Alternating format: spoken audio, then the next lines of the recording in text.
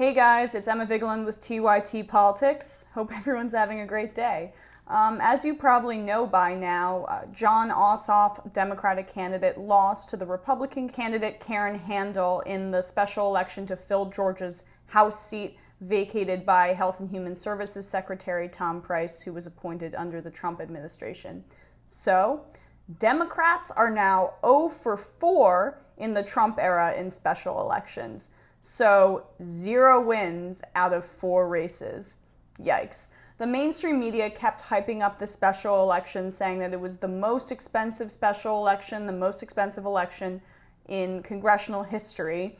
And it was. Both Handel and Ossoff and outside groups spent around $55 million in the race. Karen Handel won almost 52% of the vote, so it was close, despite being widely outspent. John Ossoff had a lot more money than her. She received a majority of her money from outside groups, while Ossoff did get a ton of small dollar donations, particularly because the Democratic Party mobilized its base behind him and a lot of people donated their money from out of state. Democrats are trying to paint this as a huge moral victory for the party based on the fact that Tom Price, the Republican who did hold the seat and is now Health and Human Services Secretary, won the election by 23 points. But he was an incumbent, and here's some interesting facts. In that particular race, his opponent, Rodney Stooksbury, did not spend $1 against him. Local blogs and outlets even accused him of not being a real person. I don't know if that's the case, but it's really shady, and it's not like he had an actual opponent that was challenging him on the other side. Georgia's 6th is also a district where almost 60% of the electorate has a college degree, and where, according to a recent Atlanta Journal-Constitution poll, Trump's approval rating is just 35%. So, make no mistake, a liberal could have won there. Someone who was anti-Trump could have won there. And let's not paint this as a moral victory like the Democratic establishment is going to do, because for them, they should have a plaque on their wall saying, second place is still pretty good too.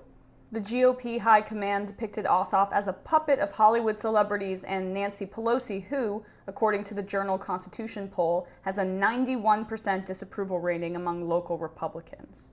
Despite all of this, Ossoff didn't double down on liberal principles or talk about progressive ideals.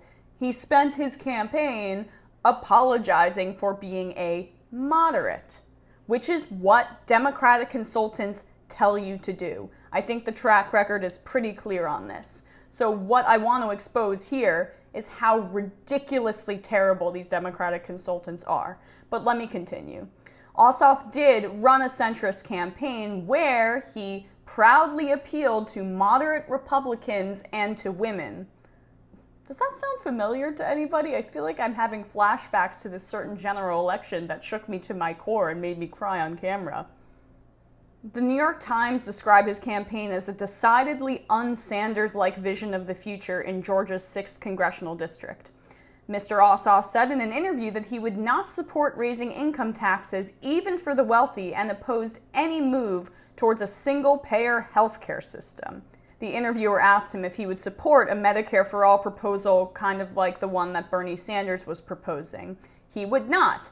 I think we should be focused on incremental progress based upon the body of law on the books, rather than go back to square one and proceeding from a starting point of ideological purity, he said.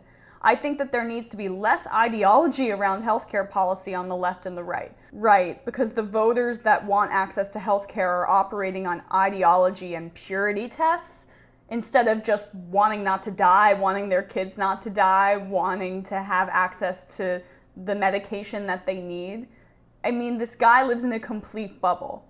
I mean, there was even a New Yorker headline that defined his campaign as cautious politics. When has caution ever won anything? So while the Republicans are tying him to Nancy Pelosi and running ads that are linking him to the congressional shooting at the baseball field, saying he's a part of this leftist rhetoric that is causing this violence, he's playing patty cakes and apologizing for his cautious politics?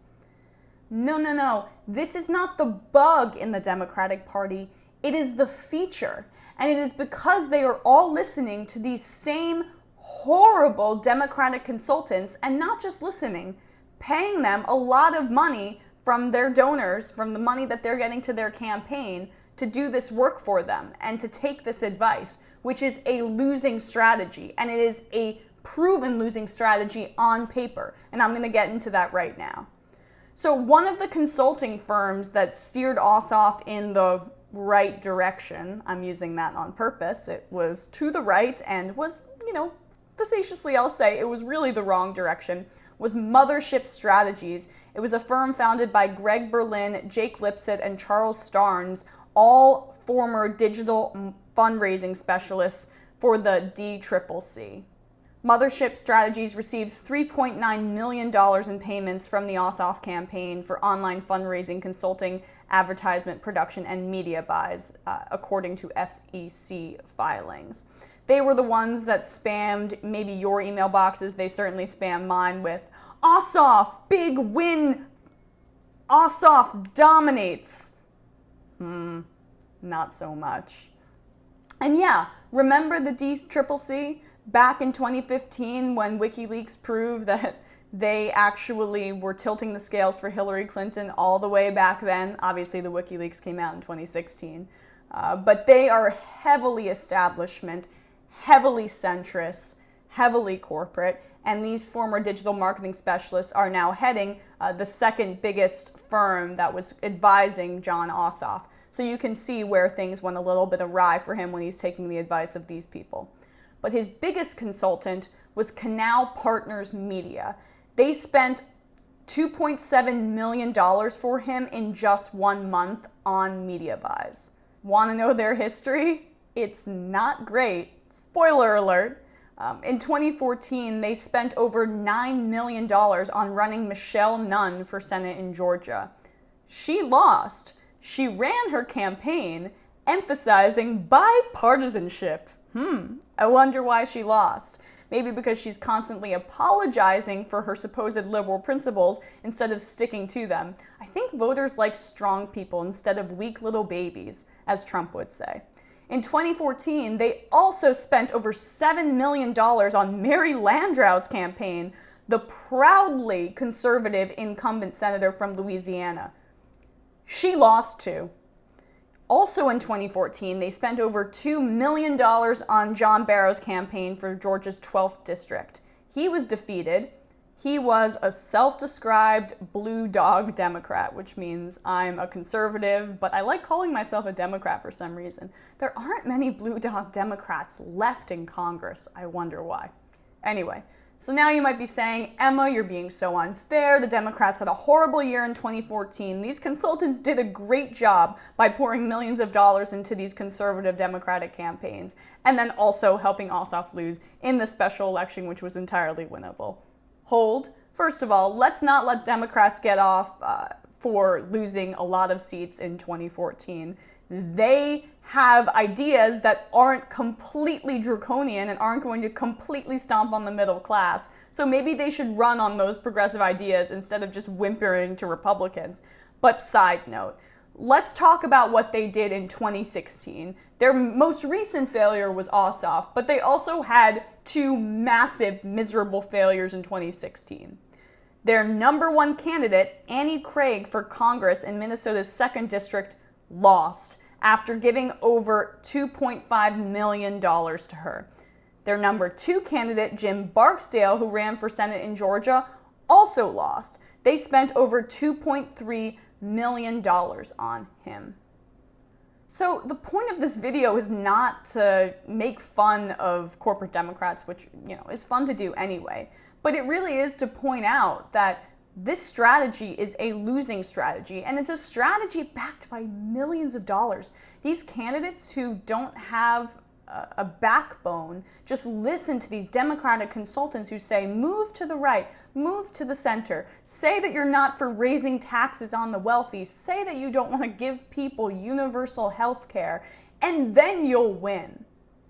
But that strategy is wrong. It is a strategy that is embodied by the presidential candidate in 2016, Hillary Clinton, who, by the way, in 2008 was sort of for single payer.